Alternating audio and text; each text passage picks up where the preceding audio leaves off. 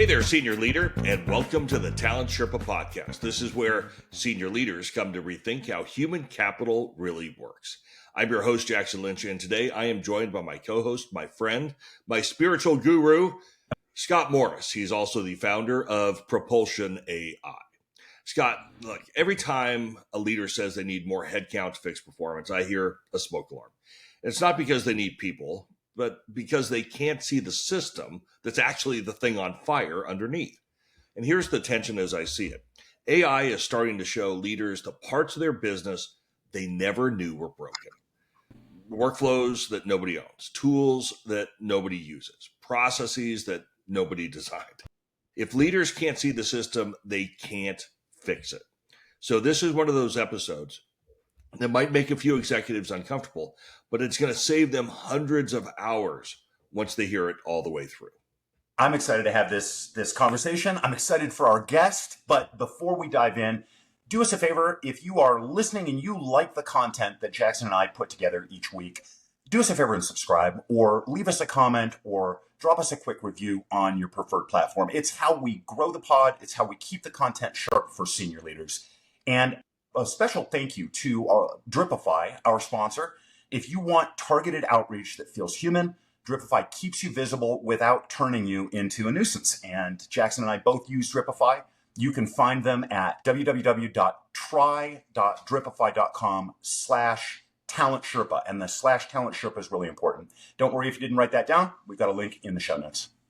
You know, as Scott tells me quite a bit, it will not turn you into a nuisance, but there's nothing that it can do if you already started as one. Yeah, so here's the truth that senior leaders are feeling today. AI is accelerating work. I don't know if you knew that, but companies are still operating in this like virtual maze of disconnected systems. Employees are bouncing between Slack and Teams and Jira and Asana and email and HRIS and LMS and 5 other custom workflows that only one person in accounts payable understand. It is so disconnected that even the NSA stopped paying attention. The average knowledge worker loses 8 hours a week navigating tool fragmentation. And for those who need help with math, that's a full workday. It's lost before anybody produces any value. So what do most companies do to address it when performance slips? Well, they add more headcount, or they add more tools, or they add more process. Then they try to solve complexity by adding complexity. You know how that ends. It's like pouring water into an already overflowing glass and wondering why it's all over the damn counter. So according to Boston Consulting Group, more than 3/4 of companies report no measurable ROI from their AI investments. And that's not because AI is weak, but because it's the wraparound processes. It's the surrounding systems that lack clarity. And AI needs clean expectations, clear workflows, clean data, and most companies have noise instead. Well, and you know what the cost of that is? There are a couple of things that suffer. Performance management is one of the big ones. It suffers because the systems don't reflect how the work actually gets done or even what the work is sometimes. Teams operate in tools that leadership doesn't see all of the time. Work moves through shadow processes that a dashboard doesn't seem to capture. Leaders think they have visibility, but they have a spreadsheet full of assumptions instead of a map of reality. And so performance management is a big casualty in that process. But learning suffers too. Learning suffers because companies train for roles. They don't train for workflows. People learn content, but work requires the navigation of messy cross-functional systems that sometimes nobody really designed holistically. And a big one that we talk about a lot is workforce planning. And workforce planning collapses under the weight of all of this because leaders plan by headcount instead of by capability. And they assume that adding people is going to increase throughput. You and I both know that it doesn't. Throughput increases when when we remove friction from systems, not when we just add bodies on top of it. Yeah. So the good news is this is where we bring in a guest, a friend, a listener and friend of the pod, a guy named Dave Foley. He's the founder and CEO of Vendi. Dave he's had like a really great career. He led talent acquisition at Gartner, ran RPO ops at Korn Ferry. He built go-to-markets at Pymetrics, which means he's really smart. And that, I think he also led a segment of LinkedIn's global accounts from pre-IPO through the Microsoft acquisition. I bet there are some stories in there.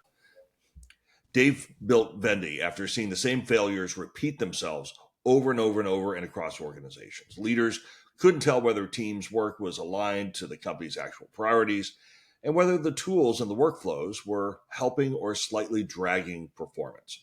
And he tried to design a better way to surface those blind spots. And that's what Vendi does. It makes things visible that leaders can't see, where the drifts from intent are, where the systems create friction, where the talent is compensating for breakdowns that no one ever mapped. So that's enough of the commercial for you, Dave. I just want to say how excited we are to have you join us today.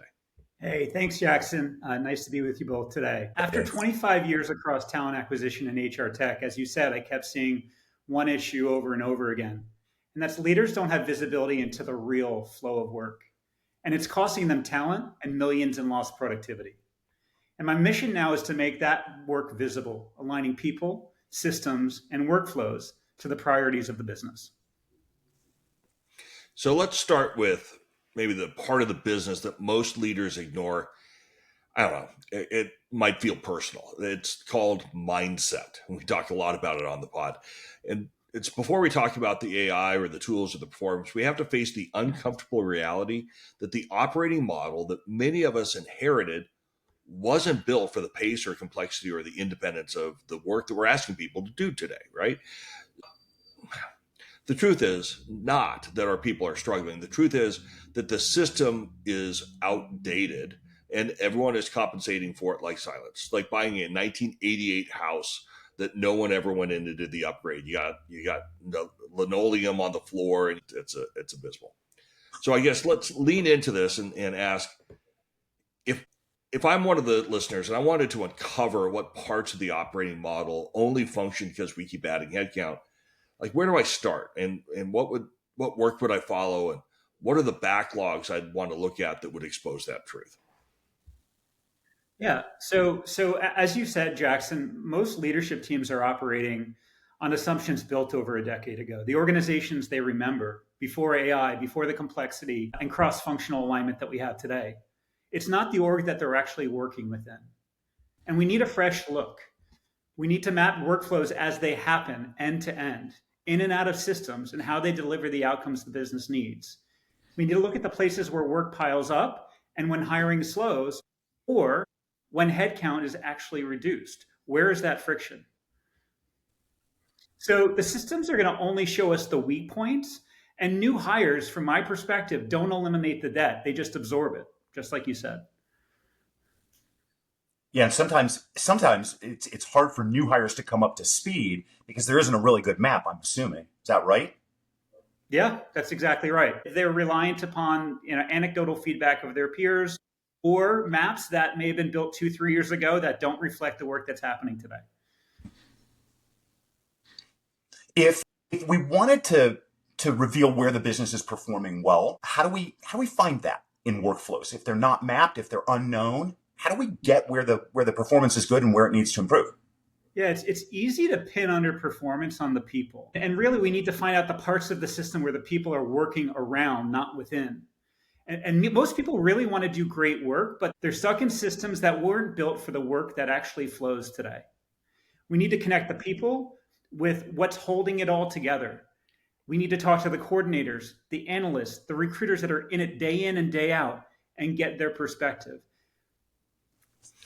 So I guess let me ask this.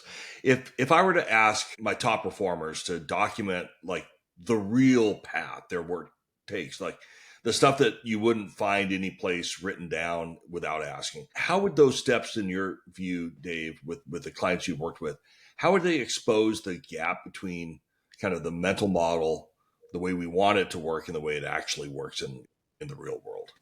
Yeah, so I mean, we all have documentation, org charts, SOPs, job descriptions, designs, et cetera. And so we need to sort of work together and meet our partners where they are today. So that means, again, documenting and mapping that out and using the data we have to ask very highly contextualized questions of our people. So where are they working around the system today? Where do they have to find a manual process that doesn't exist, or the system itself has too much bureaucracy and complexity? Over 77% of employees say they use workarounds in their work weekly, and 62% of workers report being disengaged. And we may have talked about this, but it costs the economy almost $9 trillion annually. It's pretty significant. So I'm trying to get my head around the problem. And Dave, it sounds like the problem is we put systems in and we say, this is how the work is supposed to get done. And sometimes it's not defined enough, and sometimes it's over-engineered. And so people start to work around it, and people work around it in different ways, and that creates inefficiency. Is that the problem that we're talking about? Yeah, again, the systems were not designed for the work that needs to get done today. And whatever processes exist are not necessarily intuitive. And so when you have a top performer, they try to plug that gap by their own capabilities, by their own workarounds. And that's what we see time in and time out. And you get burnout because of that. So it's just a fundamental misarchitecture of the business. Yeah, and you cannot scale heroics, I guess, is from my experience, right? So, okay, we've talked about the mindset gap. Let's now talk about the consequence and where we find ourselves in this position. We have a challenge with clarity, and only 12 minutes in until we start talking about outcomes. But as you think about what you see in the organization, leaders are going to see effort, but they can't see the system.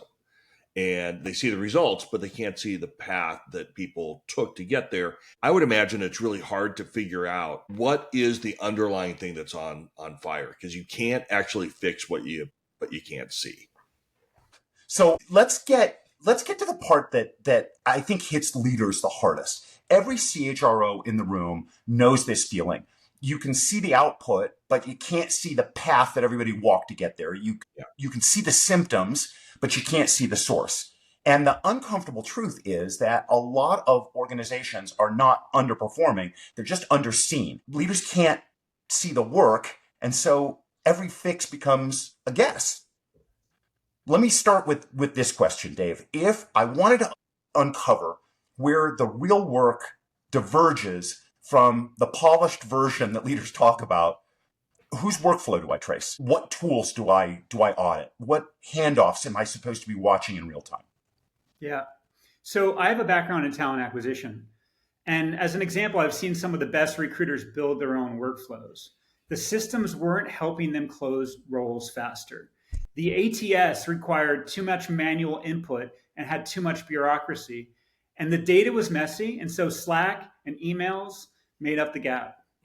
And that's what really made me realize the real work doesn't follow the process map. It follows what the systems allow you to do. Top performers are holding the system together with duct tape and judgment calls.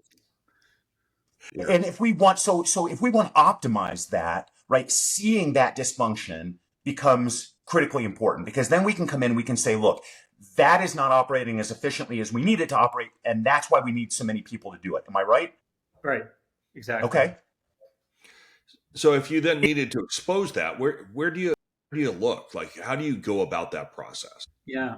We typically look at dashboards for the answers, but dashboards only show outcomes. They don't show the inputs, the activities that actually got us there. So there's an example that I can think of. A recruiting dashboard might show we made a hire in 35 days, but it doesn't show that on week 3 the pipeline fell apart. And if not for an inbound candidate to the hiring manager that got lucky, we actually had a very failed process. Although the dashboard and the system show that the rec was filled in a reasonable time frame. So that's, I think, a really good example of how you need to lean in. If I wanted proof, let's say we're going to do things differently, Dave, and I wanted proof of where performance was stalling. Yeah. What evidence am I going to be able to gather? What rework loops do I track? How do I get visibility into this? Where do I see where decisions are slowing down or where they don't have an obvious owner? Yeah, from my perspective, performance gaps rarely start with the employee. You have to look at the underutilized systems. Where are their duplicate steps? Where are their parallel spreadsheets? Where is their parallel data entry? Where are the repeated requests for the same information? Workshops and process maps, typically with consultants, try to fix this, but they look at work frozen in time, and that value depreciates very quickly. Performance stalls commonly in cross-functional processes. So for example, like requisition management between multiple different departments. And the process appears automated, but real work usually lives in those meetings, those Slacks, those emails that are not documented, and that's where we lose value. So the problem is most process designs assume a clean flow, but we forget about the exceptions, the judgment calls, and ultimately how we empower our people to make those decisions. Yeah. You know what I like about this is that we tend to blame the people. I think you actually said this earlier. We're blaming the people, but it's the process that's the problem. And if we focus there, we can actually change the process and get better work out of the people. Yeah. I like that. Yeah. We're not seeing sustained gains from AI as a result. And what we're learning is it's not that the AI or technology in and of itself, it's that we're laying automation on top of the legacy processes we haven't looked at in years. Yeah, I've done a handful of pretty complex mergers and integrations. One of my favorite one was when I was with Nestle and Dryers, and we had bought Kraft Pizza. We reverse integrated everything into one, and we did the entire thing. For anyone who has ever done a technology transition, we did the entire thing without parallel testing. So this was integration without a net. And one of the things that we really focused in on was not the process inside the systems. Those things were pretty clear. Those things were really well defined. We over-invested in writing down what we call the wraparound processes, because those are, and I think that's where you're pushing on, because those are the ones where if you have a singular wraparound process, you can work with tools and automation. If you have a singular wraparound process, you have the ability to put in different process measures to track it and apply kind of lean manufacturing mindset towards it. If you don't write that down, you don't know why the thing didn't break. And you don't know that it is Sally in payroll that is the one that is saving the company's bacon every week, and that you're just about ready to get slaughtered when Sally goes on vacation or God forbid leaves. Like, we had the same thing happen in my last company where we had overloaded the payroll manager, and when she left, what we didn't realize is there were like 5 things that she did that nobody else knew that she did. And that was the difference between having a perfect payroll and one that had massive errors in it. And so am I the only one that sees that? No, I mean, from my perspective, I would say, does the system empower and enable the people to apply their own judgment, or do they have to figure it out on their own? That's what I'm seeing.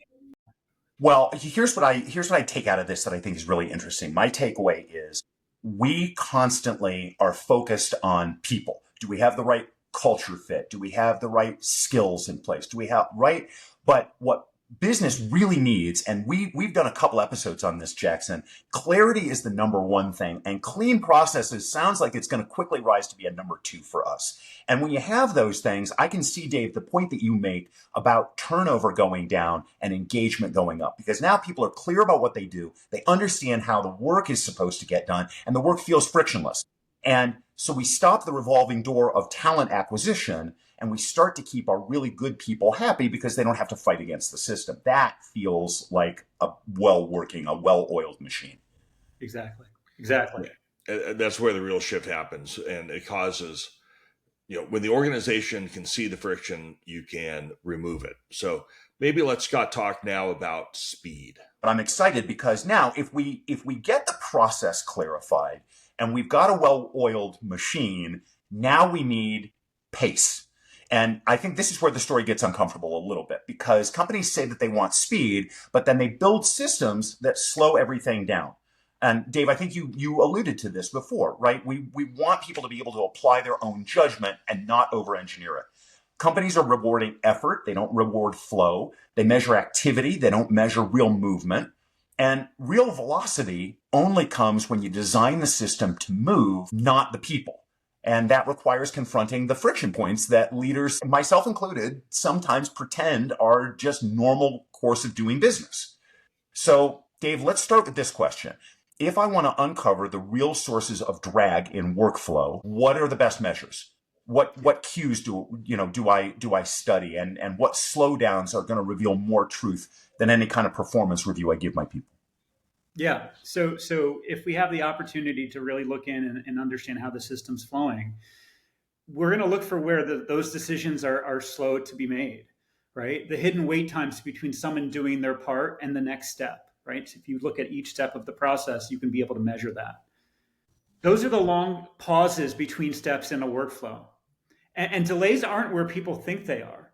They're actually hiding between functions typically.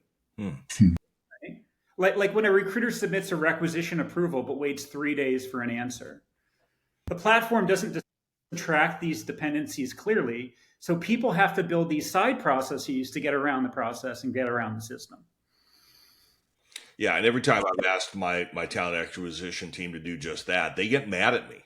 They're like, "You're adding an administrative burden." But before we keep going down this path, I want to push back gently on something, Scott, that you said, which is that you're building systems and we want speed. I've had enough conversation with human capital leaders over the years to say that the more senior you are in the organization, the more likely that is to be true.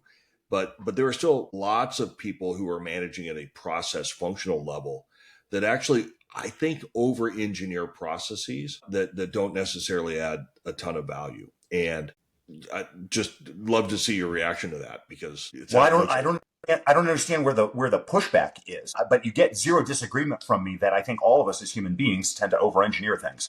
Simplicity equates to better performance in most cases. Yeah, I think we focus a lot here on outcomes, and I'm kind of an engineer by training, so we do the process design that has an understanding of the friction points, what the wraparound processes are, and everything that you then drive towards that. I think that the challenge is we don't have a lot of systems thinkers in the human capital space, and yet everything we've talked about today requires that level. Now, I could do it, so it's not that hard, but it is a discipline. There are techniques, there are tools, there are ways of handling it that I personally don't think you fully capture on with the Post-it notes on the wall that the big box consultants are going to have you go do. Because, David, back to your point, that's a point in time. Yep. And if you think about flow and you think about how to become more agile, I don't know the right way of framing it, but it's not something that we naturally do. And as a result of that, we feel like we have to write everything down. So maybe that's just the world's longest preamble to my question, which is how do we figure out where decisions get stuck? Where do I find that? Is it, well, David, with all the people that you've worked with, where do you find that? Yeah. So one quick reaction before I answer that question, which is, I think there's a framework that I would recommend that we look at.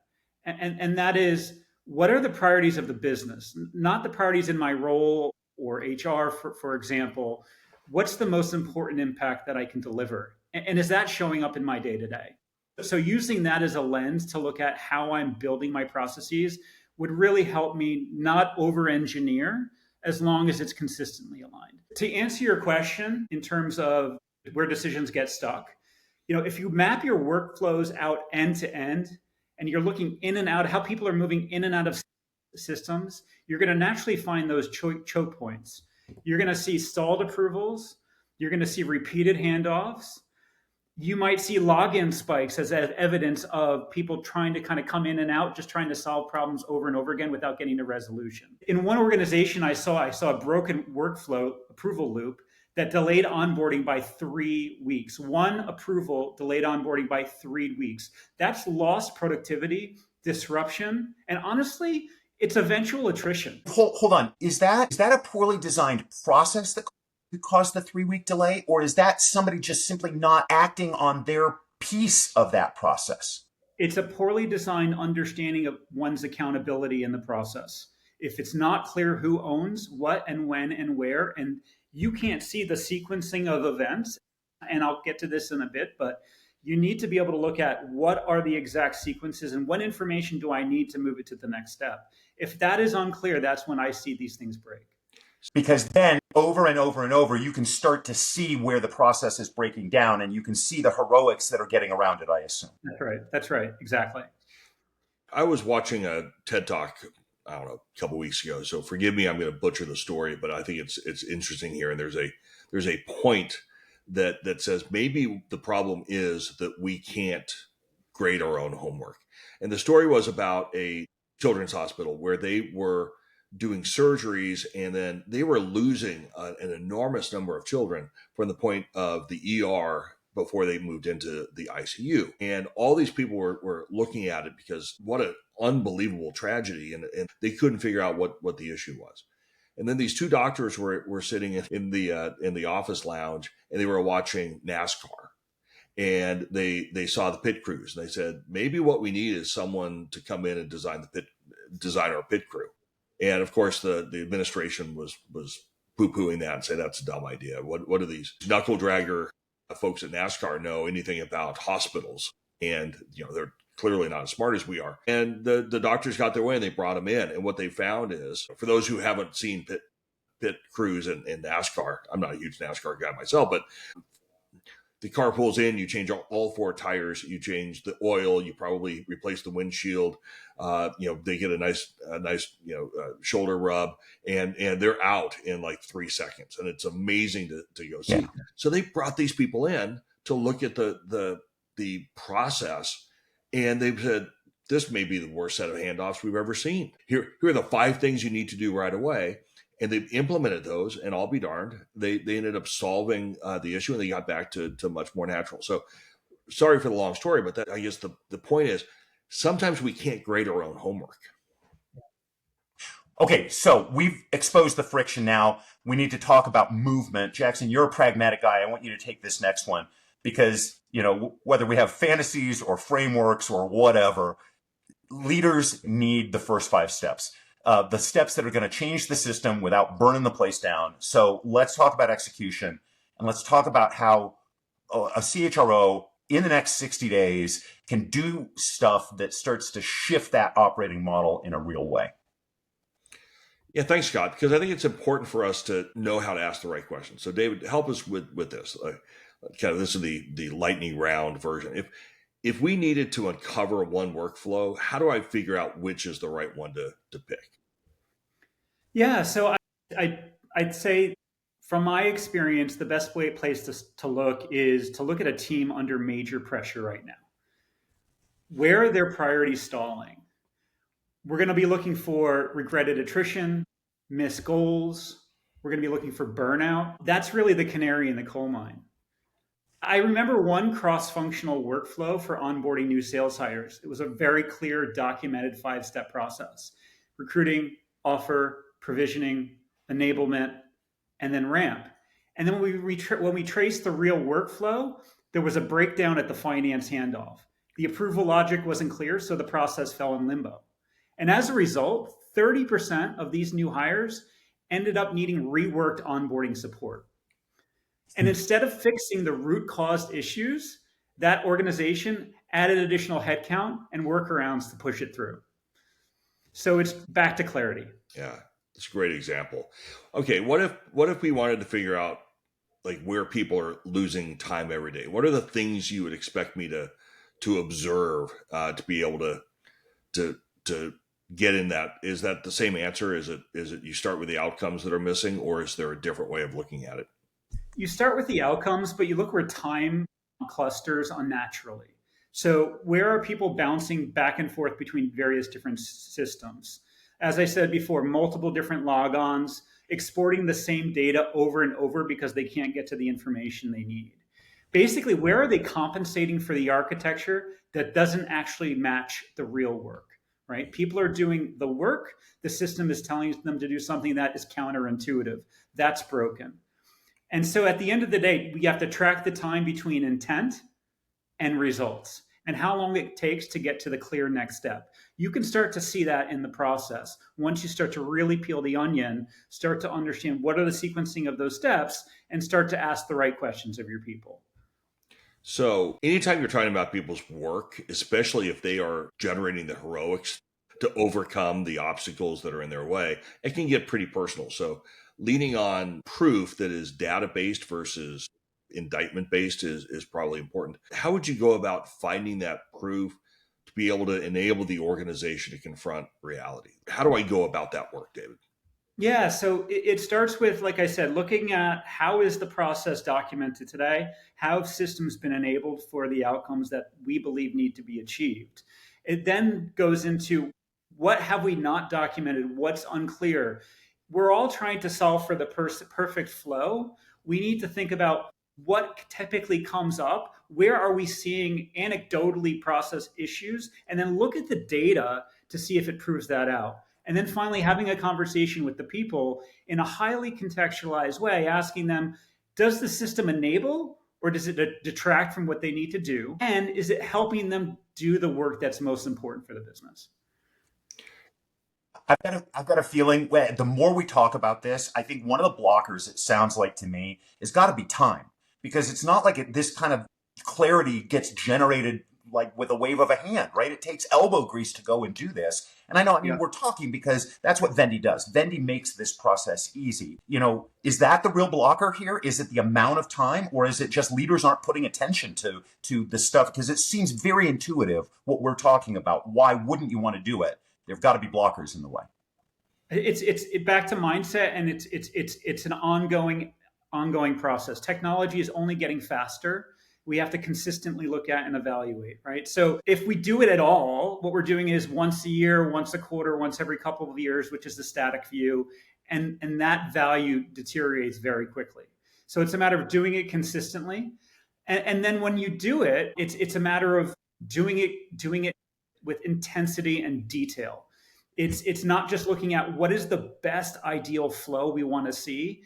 It's thinking about what are the ways that if we don't know or haven't heard where things break down, where can they break down? We need to anticipate those things because we tend to get lost in the edge cases. We tend to get lost when we are not confronted with a clear set of responsibilities and action points that the system will enable with us. Then that forces us to take things into our own hands and make our own decisions. And if the system doesn't enable that, we're just going to set ourselves up for failure. Yeah, I think that's the truth bomb that just got dropped. It's a major shift in the way I think I will approach this next time. And look, we are so good and we are trained to get stuff done as human capital leaders. And that is one of the things that is really awesome about being a part of the function. But what I'm hearing is, and Scott, your question really drew out the answer that for me is the big aha. You don't just start by doing things. You actually start with stepping back. Yep. Like, let me say that again for the folks in the upper balcony. You don't start with action. You start with discovery, and you uncover the workflow, and you reveal the friction, and you let the truth dictate the next move. And it's not only the stuff in the system, but it's all the wraparound process. So have I gotten that right? Yeah, from my perspective, you did. And I think if you're asking the right questions and you're framing on how do we better enable our people and how do we ensure what they do is aligned to outcomes, we solve some of the psychological safety and trust issues that exist in the world of work today.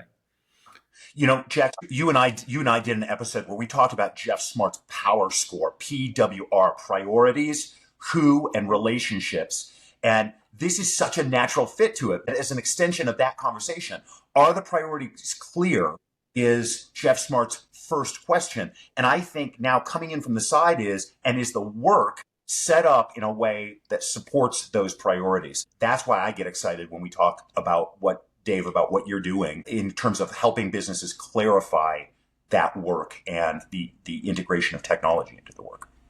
Yeah, and one of the organizations I value is Palantir and their Foundry product, because they are mapping out processes and in a way that looks around the corner and anticipates the bottlenecks that may come in a way that they can enable their people to use their own judgment. And I think that's really what it comes down to is the system enabling us to make decisions when it's not clear and not obvious. And let me then wrap this up. There's a pod I did, one of the solo pods earlier in the year that was, I think it was called HR at the Speed of Business, which talked about how to use agile approach towards identifying. It seems to me like there's a very natural connection in terms of the skill required to do this work. So with that, let me ask that we bring it home with a summary and the one big idea that senior leaders need to take forward from today's conversation. Or, as Scott always says, if you can't see the work, you might as well be managing a haunted house, because there's lots of movement and no visibility. And sometimes Scott screams. I do scream in haunted houses. I've literally never said that. But let me do the summary, and Dave's going to check me on the summary this time. All right. Headcount isn't the problem. Clarity is the problem. AI and other technologies are going to fail when leaders can't actually see the work happening. Velocity depends on the integrity of the workflow, not the size of the team. And the CHRO who can get to that operational ground truth and reveal it becomes the engine of transformation. Dave, how do you think I did? Spot on. 100%. Completely agree. Always invite a guest who's going to compliment you on the summary. He's an easier grader than me. So look, here's the big takeaway from me. And it was the big unlock. Hopefully everyone got to listen all the way through. It is that you need to step back. You need to stop just doing things. You need to step back and get that entire field view, because that visibility is going to beat volume. So let me thank everyone for tuning into the Talent Sherpa podcast. This is, as you know, where senior leaders come to rethink how human capital really works. I think this episode today is a great example of that. Hopefully we've pushed your thinking on things beyond where you normally would have landed. This is so much fun to do with you guys. And a quick shout out to one of my favorite listeners, our favorite listeners, Stacy from Fort Collins. Thank you for being a part of the Talent Sherpa community. By the way, Scott is just right down the road. You should go visit him. He likes it when people knock on the door without announcing it. Or Yay, Colorado. Go ahead and do that. Hey, Dave, before we wrap, for senior leaders who want to understand how work really moves across an organization, where can they go to learn more about the ground truth visibility that Vendi provides? Yeah, thanks, Jackson. I would say check out www.meetvendi.com or simply connect with me on LinkedIn, and I'd be happy to engage. Hey, Dave, both Jackson and I are really glad that we met you. You've opened our eyes and reminded us a lot of stuff that is critical to getting work done. Thanks for taking the time to be on the pod. A very quick shout out again to our sponsor, Dripify. If you want outbound that feels human and stays on brand for you, Dripify gives you that reach without losing your integrity. Both Jackson and I use it. You can learn more at www.try.dripify.com. Talent Sherpa. There's a note on that in the show notes. And if you're a CHRO wondering where to start your AI journey, don't forget to check out Propulsion AI at www.getpropulsion.ai. And I think you know this, but they are building AI teammates that help human capital leaders focus on what actually matters to the business. And everything we talk about starts with clarity. And I think this is the best tool on the market to be able to help you build that ground foundation. So check them out. And I'm excited because I think there's potential for Dave and I to think about how our products support each other. I'm a pretty experienced CHRO, and I will tell you, there is not a week that goes by that I don't learn something from Jackson. And Jackson, I appreciate your mentorship. If you're a new CHRO, if you're an emerging CHRO, you want to stop white knuckling it on your own, go to www.mytalentsherpa.com. Jackson has curated a set of resources that are designed to help you navigate, elevate, and deliver results from day one. You can sign up for the Talent Sherpa Substack at talentsherpa.substack.com or right there at www.mytalentsherpa.com. Yeah, Scott, thank you. And Dave, thank you so much for joining us. And thank you to everyone who is listening. Until next time, keep raising the bar, keep building systems that reveal truth, and keep on climbing.